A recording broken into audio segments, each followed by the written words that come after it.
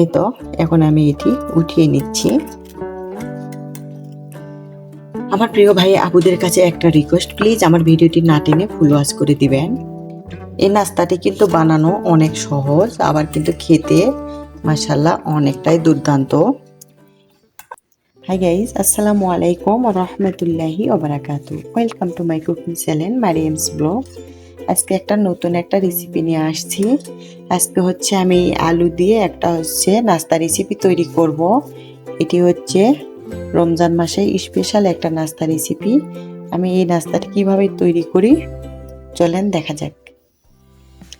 এই তো আমি হচ্ছে সবজিগুলি কেটে নিয়েছি। আলু, ধনিয়া পাতা, এখানে ক্যাপসিকাম, পেঁয়াজ, রসুন, কাঁচামরিচ।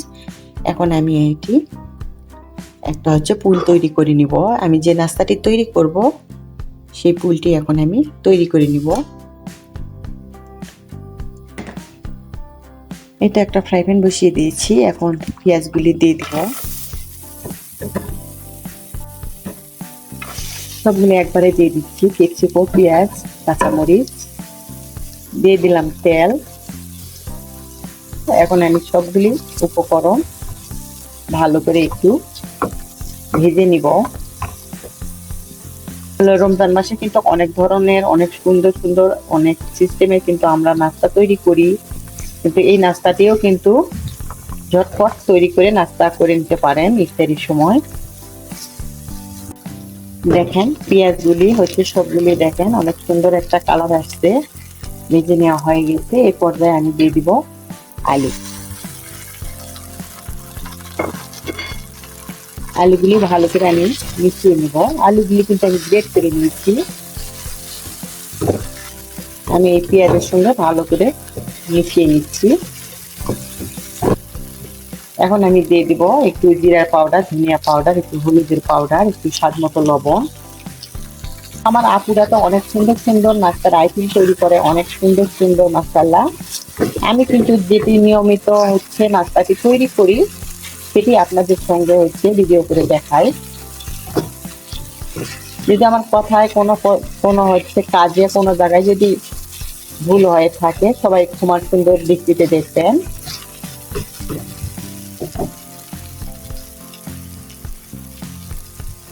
তো আলু ভাজি কিন্তু আমার প্রায় ভাজার শেষের দিকে।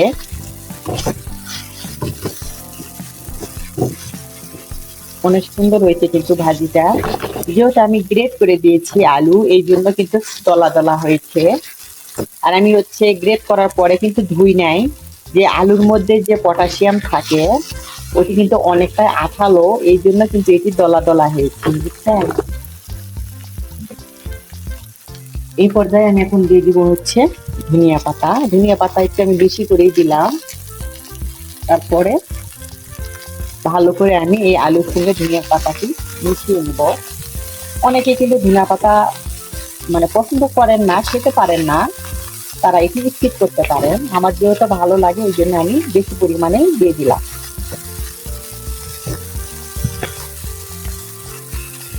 আমার প্রিয় ভাইয়া আপুদের কাছে আমার একটা রিকোয়েস্ট, প্লিজ আমার প্রিয় আপুরা ভাইয়ারা কেউ কারো ভিডিও দেখে অল্প একটু দেখেই কমেন্টস করবেন না। সবার কাছে আমার একটা রিকোয়েস্ট, অনেক আপুরা আছেন যারা এসে শুধু কমেন্ট করেই চলে যান, এটি কিন্তু ঠিক না। যার ভিডিওই দেখবেন একটু পুরাপুরি দেখার চেষ্টা করবেন।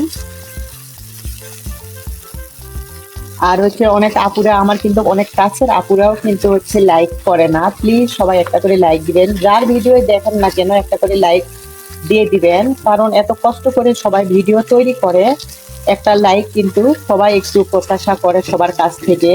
আর তোমাদের এক একটা লাইক কিন্তু আমাদের আমরা যারা ভিডিও করি তাদের কাছে কিন্তু অনেকটাই মূল্যবান, কারণ তোমাদের একটা করে লাইক কিন্তু আমাদের ভিডিওগুলি আরো 2-4 জনের কাছে পৌঁছে দিবে। তাই এই জন্যই আমি সবাইকে রিকোয়েস্ট করি, আমার প্রিয় আপুরা যার ভিডিওই দেখেন না কেন একটা করে লাইক দিবেন আর ভিডিওটি পুরোপুরি দেখার চেষ্টা করবেন, আর সুন্দর একটা গঠনমূলক একটা কমেন্টস করবেন। কিন্তু আমি কিন্তু অনেকের ভিডিও দেখি, ফুল দেখি, কিন্তু অনেক সময় কমেন্টস করা মানে বিস্তারিত ভাবে কমেন্টস করতে পারি না। এই জন্য কিন্তু অ্যাকচুয়ালি অনেকটাই সরি, কারণ অনেক ব্যস্ততার মধ্যে থাকি।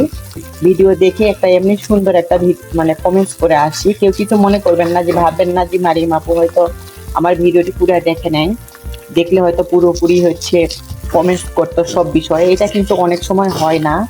আমি অনেক সময় ভিডিও অন করে কাজ করি, সবাই তো ব্যস্ত থাকি। এটা বুঝতে হবে যে সবাই কিন্তু অনেক সময় পুরোপুরি কমেন্টস করতে পারে না। কমেন্টসটাই বড় বিষয় নয়, কিন্তু সুন্দর একটা গঠনমূলক একটা কমেন্টস করলেই হবে। ভিডিওটি দেখাই কিন্তু হচ্ছে বড় বিষয়। এই তো আমার ভাজি দিলি, তোমাদের সঙ্গে গল্প করতে করতে দেখেন ভাজিটা আমার হয়ে গেছে। এতদূর এসে যারা একটা লাইক দিতে ভুলে গেছেন, আমরা কিন্তু অনেক সময় ভুলে যাই লাইক দিতে, এই জন্য আবার স্মরণ করে দিচ্ছি, একটা করে লাইক দিবেন আমার আপুরা। আমার এরকম সহজ সহজ রেসিপি পেতে আমার চ্যানেলটি সাবস্ক্রাইব করে আমার পাশেই থাকবেন। এই তো আলু ভাজা হয়ে গেছে, এখন আমি এটি নামিয়ে নেব। এই তো আলু ভাজিগুলি দেখেন আমি কিন্তু নামিয়ে নিয়েছি। এখানে আমি চিজ নিয়েছি, এখানে একটু ধনিয়া পাতা নিয়েছি, আর হচ্ছে আমি 5টা হচ্ছে হোয়াইট কালার ব্রেড নিয়েছি, পাউরুটি। এখন আমি এটি বেলে নিব। এই তো আমি এভাবে সবগুলি বেলে নিলাম। নেওয়ার পরে হচ্ছে এভাবে সাইড থেকে যে ব্রাউন কালার ওটা কেটে রেখে দিয়েছি। এখন এই পর্যায়ে মাঝখানে আমি এরকম হচ্ছে আলু ভাজার যে পুলটি ওটি দিয়ে দিব। এভাবে কিন্তু একবার হলেও নাস্তা ট্রাই করে দেখবেন। এই আলু দিয়ে এই নাস্তাটি দেখতে যেমনটাই লোভনীয় হয়, মাশাআল্লাহ খেতে কিন্তু অনেকটাই দুর্দান্ত। এভাবে দেখেন, এভাবে সবগুলি পিছিয়ে নিব। তারপরে এই যে এখানে আমি দিয়ে দিচ্ছি একটা কাচের একটা হচ্ছে ডিশের মধ্যে। এভাবে আমি হচ্ছে সবগুলি বানিয়ে নিব। দেখেন এই তো এইভাবে আমি সবগুলি বানিয়ে নিয়েছি। এখন এর উপরে আমি হচ্ছে দিয়ে দিব একটু ক্রিম দিয়ে দিচ্ছি, এটা হলো কুকিং ক্রিম। তোমরা চাইলে কিন্তু গুঁড়া দুধের পাউডার হচ্ছে উপর দিয়ে, মানে গুঁড়া দুধ হচ্ছে একটু হালকা একটু পানি দিয়েও কিন্তু এভাবে এই ক্রিমটি তৈরি করে নিতে পারেন। এটি হচ্ছে উপর দিয়ে দিলে সুন্দর একটা কালার আসবে। যেহেতু আমার ভিতরে হচ্ছে ধনিয়া পাতা দেওয়া আছে, আমি এটি শুধু একটা কালারফুল করার জন্য আমি এটি হচ্ছে দিয়ে দিচ্ছি। এখন তার উপর দিয়ে আমি এরকম চিজ দিয়ে দিচ্ছি। তোমরা চাইলে চিজ হচ্ছে স্কিপও করতে পারেন, যাদের মানে বাসায় আছে তারা দিতে পারেন, যাদের নেই তারা কিন্তু শুধু এই দুধ উপরে মানে গুঁড়া দুধ দিয়ে কিন্তু এটি তৈরি করে নিতে পারেন। এটি হচ্ছে চুলায় মানে গ্যাসের চুলায় কিন্তু তৈরি করতে পারবেন। একটু ভাপিয়ে নিলে কিন্তু এটা হচ্ছে জমে যাবে। আমি যেহেতু এখানে এটি হচ্ছে ওভেনে দিব, ওভেনে আমি 2-3 মিনিটের জন্য দিব, শুধু এই চিজটি গলে যাওয়া পর্যন্ত। আমি ওভেন আমি অন করে রাখছি। এটি আমি হচ্ছে শুধু উপরে শুধু কালারটা চেঞ্জ করার জন্য আমি এটি দিয়ে দিব, যেহেতু 2-3 মিনিট রাখতে হবে। দেখেন আমার কিন্তু হচ্ছে নাস্তাটি হয়ে গেছে। আমি ঘড়ি দেখে কিন্তু 3 মিনিট রাখছিলাম। আজকের ভিডিওটি আমার এই পর্যন্ত। আপনারা সবাই ভালো থাকবেন, সুস্থ থাকবেন, এই দোয়া করি আমাদের জন্য দোয়া করবেন। আসসালামু আলাইকুম ওয়া রাহমাতুল্লাহি ওয়া বারাকাতুহু।